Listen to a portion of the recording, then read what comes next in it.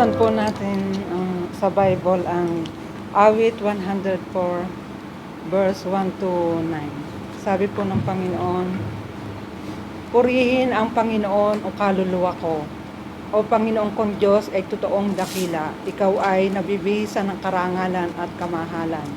Na siyang nagbabalot sa iyo ng liwanag at parang bihisan. Na siyang nag-uunat na ng mga langit at liwanag na parang tabi, na siyang naglalagay ng mga tahilan ng kanyang mga silid sa tubig, na siyang gumagawa sa mga alapaap ng kanyang karo, siyang lumalakad sa mga pakpak ng hangin, na siyang gumagawa sa mga hangin, mga sugo niya, ang kanyang mga tagapangasiwa ay alab ng apoy, na siyang naglalagay ng mga patibayan ng lupa upang huwag makilos magpakailanman. Iyong tinakpan ng kalaliman na tila isang bihisan. Ang tubig ay tumatayo sa itaas ng mga bundok. Sa iyong pagsaway sila'y nagsitakas. Sa hugong ng iyong kulog ay nagmadaling nagsialis sila. Sila'y nagsiahon sa mga bundok, sila'y nagsilusong sa mga libis. Tadako mong itinatag ukol sa kanila. Ikaw ay naglagay ng hangganan upang sila'y makaraan. Purihin po ang salita ng Panginoon manalangin. Dakilang makapangyarihang sa lahat, Diyos na hindi nagbabago ngayon at magpakailanman. Diyos ni Abraham, ni Jacob at ni Isaac. Salamat po, Ama, dahil kayo po yung Diyos na lumikha ng langit at lupa. Kayo po yung Diyos na tapat. Salamat po, Ama, sa patuloy na pagbibigay niyo po sa amin ng kalakasan upang mapagtagumpayan po namin ang isang linggo. Salamat din po sa kaligtasan, Ama, at pag-iingat na patuloy niyo pong ipinararana sa aming mga buhay. Tunay nga po sa gabing ito po, Panginoon, ay pinupuri ka po namin, pinasasalamatan, Ama. At dalangin din po namin, Ama, na kung ano man pa po yung hindi po nakalugod na nagawa po namin sa inyo, ay nagpapalinis po kami ng puso't isipan, Ama, upang malaya po kami makapagpuri at makapagpasalamat sa gabing ito, Panginoon.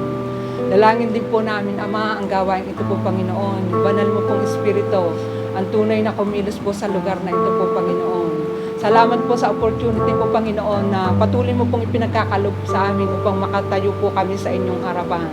Dalangin po namin, Ama, patuloy po kayo magkalob ng wisdom sa maghahandog po ng ikapo sa inyo, ng awitin at ng inyong salita, Panginoon.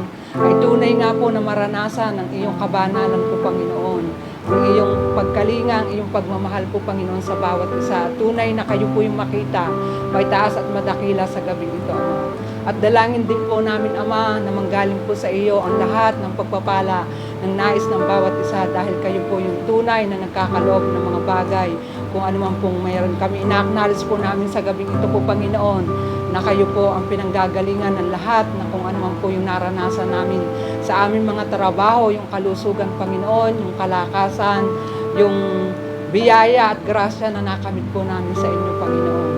Tunay nga po na sa gabing ito po, Panginoon, dinadakila po namin na maranasan din po na manggaling ang katagumpayan sa gabing ito po, Panginoon, na kayo po yung maitaas at maparangalan sa gabing ito po, Panginoon. Dalangin din po namin, Ama, kung ano man po yung pangamba namin, alalahanin, yung aming takot po, Panginoon. Tunay nga po kayo ang magiging kapahingahan namin at tunay na wala pong agam-agam sa gabing ito na hindi po kayo maitaas at madakila sa bawat isa po, Panginoon.